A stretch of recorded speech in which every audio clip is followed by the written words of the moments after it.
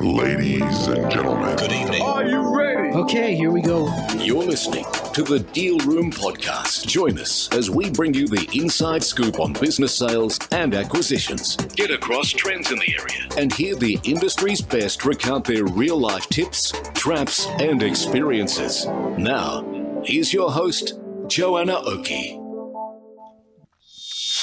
Hi, it's Joanna Oakey here, and welcome back to the Deal Room Podcast, a podcast proudly brought to you by our commercial legal practice, Aspect Legal. Now, in this episode, we pick up right where we left off in part one and head to the show notes if you missed part one to link back to that episode. In this part two, we are joined once again by two highly experienced business brokers, Hugo Martin and Travis Latter. And in this episode, part two of our due diligence insights from AIBB Best Practice Forums, we dig into how business brokers and sellers should approach working together from the outset. Now, these insights aren't just great for business brokers. They're good for buyers and sellers to hear and to understand the broker's perspective, what to expect when working with a broker, why they ask or do things a certain way, which is great preparation for anyone considering selling and looking into working with a business broker. In this episode, we talk about when business brokers and advisors should walk away from a listing and how to do it professionally, the due diligence red flags that signal serious deal risk, and why rigorous pre-due diligence preparation is critical to keeping transactions on track. So let's dive in. How do you politely decline a listing whilst maintaining that professional goodwill, especially if you're working in a specialist area where there's not many people operating, or you're in a regional area, or you're even in Vegas? That word gets around pretty quick. How do you decline a listing? How? Well, I will analyze it, bring data to support my arguments in terms of when I appraise the business to look at it, and through a process of negotiation, I will say I may not be the right person for you. Or there might be a personality issue. I said, maybe I'm just not the right person for you.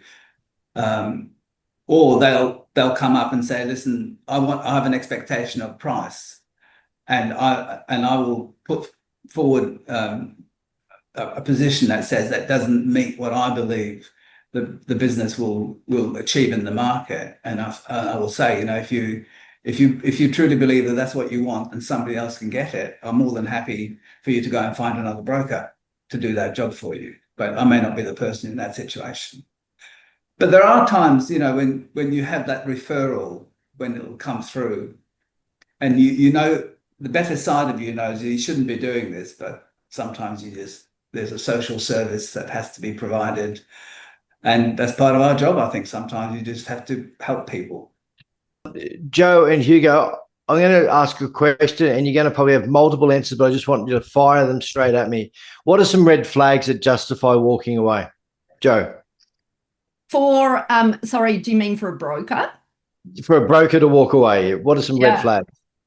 Yeah, like if you find the vendor's not being truthful, like I'd walk if I was you. Yep. What else? I don't know about, I don't know. I can't think of anything else that's like a hard walk away, because I think most other things can be dealt with. Of course, there's lots of things, if you're identifying, looking through the business, you find, owners, founders are not on the same page about a sale, like huge red flag there. We've seen lots of issues where you get to the sale doorstep and then you can't do it. And that's just obviously a massive waste for everyone. But is that absolutely turn away? Maybe not, but you've got to resolve it from the beginning before you continue. So I think that's something that I see on a recurring basis, that issue with sellers or, part owners not being on the same page. But other than that, other things that you identify in the business as problems, most of them will have some sort of resolution, but there might be a delay. you might there might be a delay before in order for that issue to be resolved, but doesn't necessarily mean walking away in other areas, I guess. For me, again, truthfulness is the key one. If I find out that someone's not telling me the truth, then that's a definite no for me. And also, if people are not prepared to give the information that I request, which would be a reasonable expectation from a buyer's perspective, and from me as a business broker to be able to assess the business. If I can't get the information I need to assess the business properly, then there's no point in proceeding. They're the key ones for me. Yeah. So, so I'm going to list a few that came up. So I've got vendor unwilling to disclose financials, unexplained inconsistencies between verbal claims and documents, unrealistic price expectations despite the evidence, aggressive or manipulative communication style, signs of pending legal or tax issues, my accountant will fix it later attitude, conflicts of interest, obviously, between business partners, a refusal to pay marketing or valuation fees up front, and poorly organised documentation or fabricated looking financials. They're just some that sort of have come up that, and again, it's about making sure we maximise our time. Our trading commodity is our experience, our expertise and time. Joe, this question's for you. When does helping cross the line into enabling? Or what about when you are spending too much time consulting and you're not getting you're not getting any further than that? For a broker, you mean? Yeah. I mean, look, you guys are in a hard position. I guess that's interesting, Travis, when you talked before about what are the hard, no's and turn away. I didn't think of any of those things because I don't have to deal with the filters that you guys have to, because people pay us in a different way. The new guys are paid. So, and when I say guys, I mean, like, obviously, guys and girls, broadly here. So I guess it's not something that I had to ponder so much, but it's something certainly that I guess, when I see transactions and I see different transactions at different levels of the market and in different industries have different levels of falling over.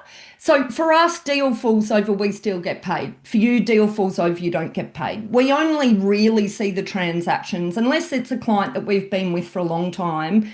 And those clients, to be honest, once they get into a sale process, they're ready for it, right?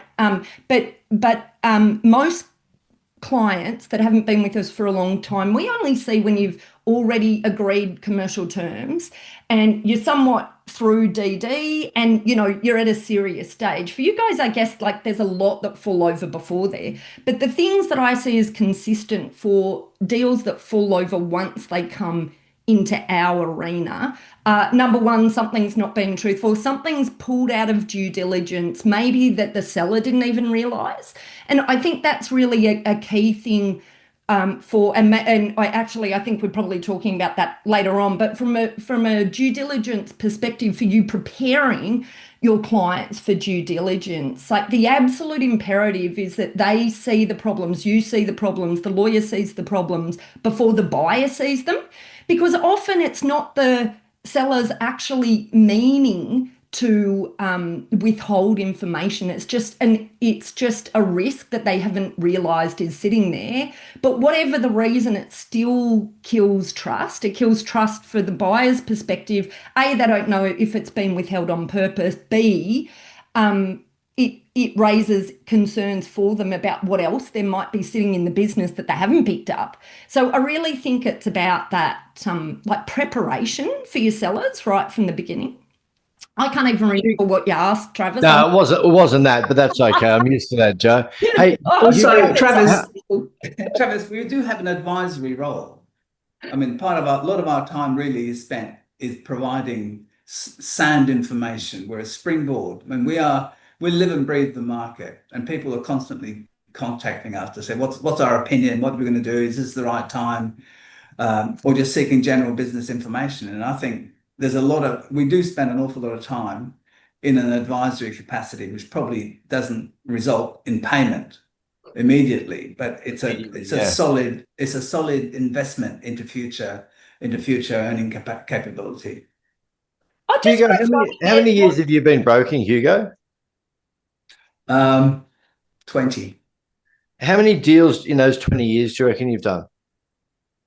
Oh, goodness me, hundreds. How many have fallen over in due diligence?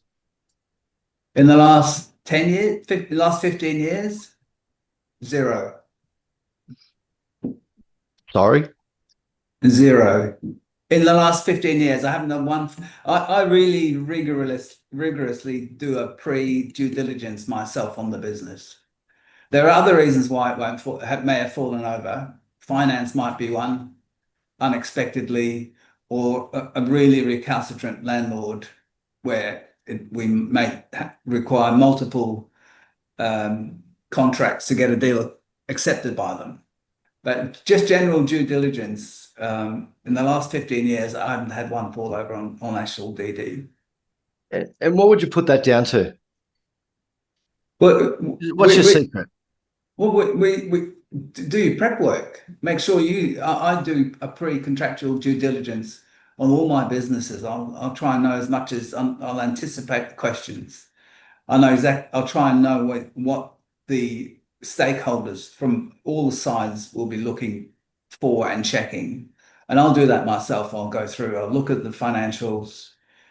And touch wood, maybe I've just been fortunate, but like I said, none have fallen over actually on the actual due diligence itself. Joe, if every party has a different version of reasonable due diligence, whose standard prevails? Well, the buyer's got the power, right? But it depends. It depends who's got the power on the basis of how much competitive tension there is. But here's the reality that we need to take our sellers through, I think. If sellers want a higher multiple, they get a higher multiple from a more sophisticated buyer. A more sophisticated buyer is going to have a more sophisticated and thorough approach to due diligence. And, like I've been on deals where, maybe it's 5, 10, 15 million, and we have a corporate buyer, a highly sophisticated buyer, and we have top tier legals acting for the buyer. And the seller's just like, I can't deal with all of these requests that are coming through to me. But if they're getting a multiple that's really good in the market, you're making a choice here. It's sort of a return on your investment of time. There's a portion of the market that we can go after where this due diligence requirements will be lower. There's a portion of the market that we can go for that are going to pay a higher multiple, but you're going to have to jump through hoops for that, and you're going to have to be well prepared in advance.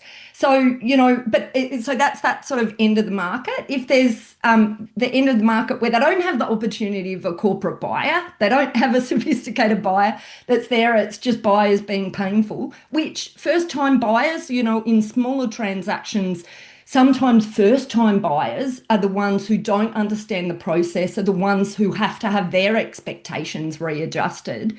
But there's nothing better than having an alternate buyer on the hook that you can go to in that situation, so that, because, a buyer needs to take needs to go down the path they feel they need to in order to feel secure about the investment that they're about to make.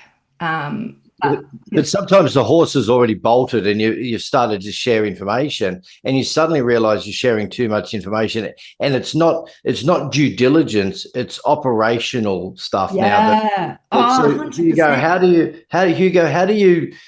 you A, pull it back, or B, not ever allowed to get to there?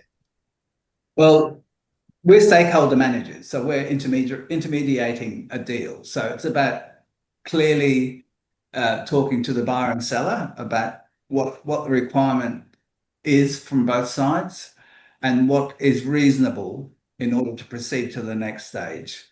So I'll have buyers who want names of customers, supply lists, and all this sort of stuff.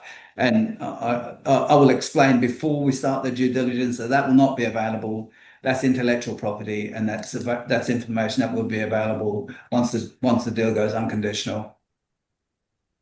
I think you have to set the parameters. Obviously, there's a little bit of scope creep in some of these deals, but generally speaking, it's about really having a really good conversation with both parties and their legal and financial representatives, so everyone's on the same page before we start the process.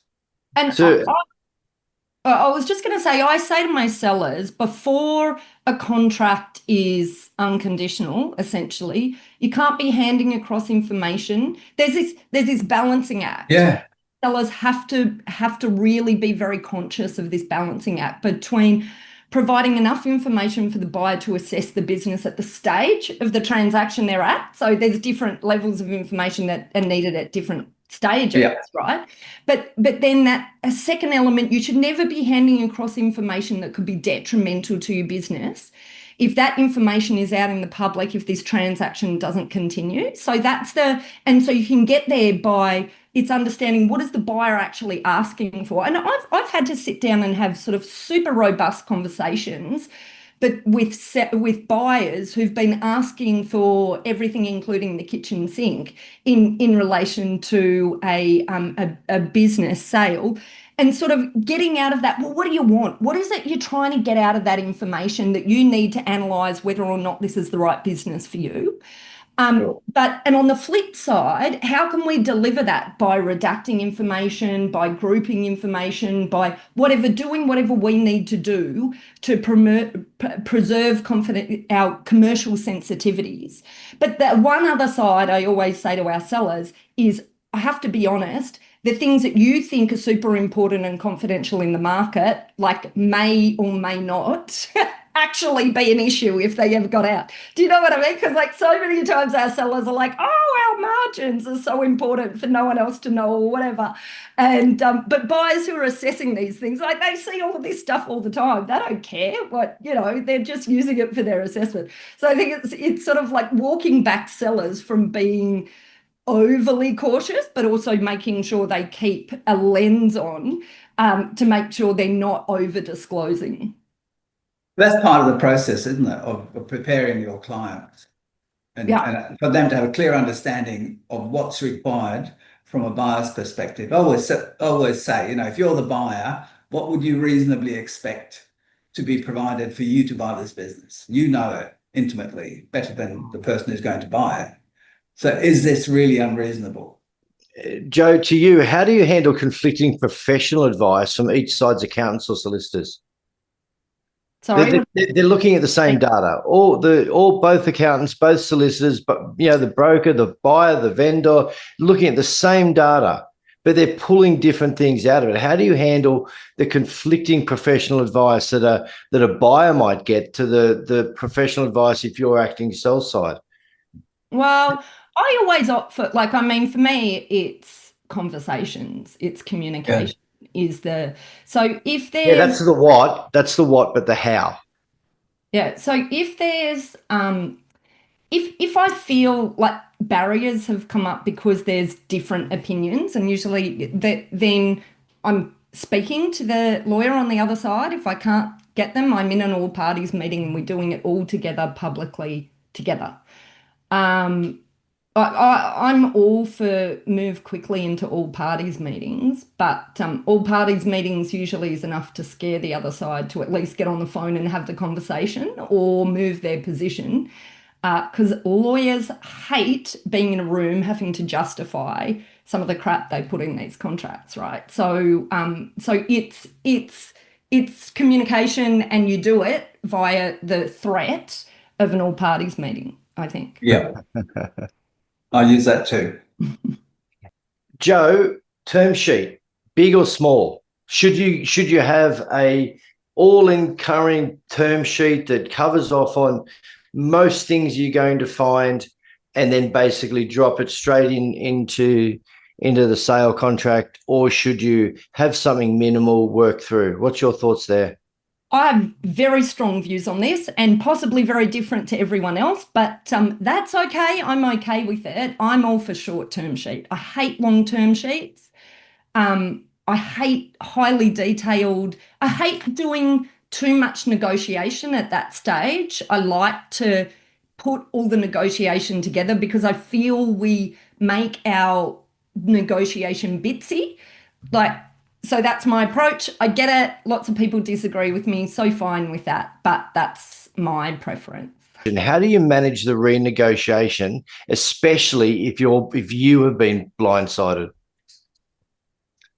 It hasn't happened to me, but I could, to be honest, not materially, no. I mean, you'd have to get your client in a room and say, look, there's some adverse material that's come to light that materially impacts on the value proposition.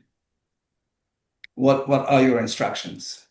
And then talk to their lawyer as well and their accountant to see, is there a possibility that there's a mistake? Can this be resolved? And I have had a situation where something where a client, through the DD process, a key client was lost to a company, which had a material impact on the projected cash flow for the following year. But the buyer wanted that business and was prepared to continue at that price because he felt that he had mitigators in place and other clients who would take up that slack. So that's the only situation I've come across in that situation. Can I just throw something in that I just wanted to mention, but I haven't yet. But I just wanted to sort of warn about this difference between share sale and business sale. Everyone should be ensuring their sellers get proper tax advice before they head into a sale, that they understand the tax that they're going to pay, how that works. But quite often, you might have this instance where in a business that shouldn't be a share sale, the accountants come back and said, it needs to be a share sale to save tax. And I think the most important thing is if there's not a lot that is at play there in terms of the tax saving, and it's a business that's sort of like sub 2 million and there isn't an otherwise driving reason for a share sale, like for example, the industry that they're in or whatever, I think you have to make sure you tell your sellers the different level of DD that will happen and the different level of warranties that will apply to them in a share sale versus a business sale. Because it's just important that they understand that right at the beginning rather than start whinging when the buyer does a lot of DD. So, because them, it's a trade-off. They're getting a tax advantage, but they're going to have to put more time into DD responses. Well, that's it for this episode of the Deal Room podcast. We hope you're now primed for your next deal with these pointers and have enjoyed these fascinating insights. Now, if you'd like more information about this topic, then head over to our website at thedealroompodcast.com, where you'll be able to download a transcript of this episode, as well as access any contact details and any other additional information we referred to in today's podcast. Now, if you'd like to get in contact with our guests today and the services they offer, you can go ahead and check out our show notes for a link right through to them and their details. You can also book in directly with our legal legals at Aspect Legal if you'd like to soundboard your next steps, discuss a legal question, or find out more how we can assist, whether that's with buying or selling a business, or perhaps somewhere in between. Now, don't forget to subscribe to the Deal Room podcast on your favourite podcast player to get notifications whenever a new episode is out. We'd also love to hear your feedback, so please leave us a review and rating if you're already one of our subscribers, or even if you're listening to this podcast for the very first time. Every review helps our team produce valuable content for you. Well, thanks again for listening in. You've been listening to Joanna Oakey and the Deal Room podcast, a podcast proudly brought to you by our commercial legal practice, Aspect Legal. See you next time. Ladies and gentlemen. That will conclude this evening's entertainment. Thanks for listening to the Deal Room Podcast. To find out more about this episode and other episodes in the series, check out the show notes or head over to our website at thedealroompodcast.com.au.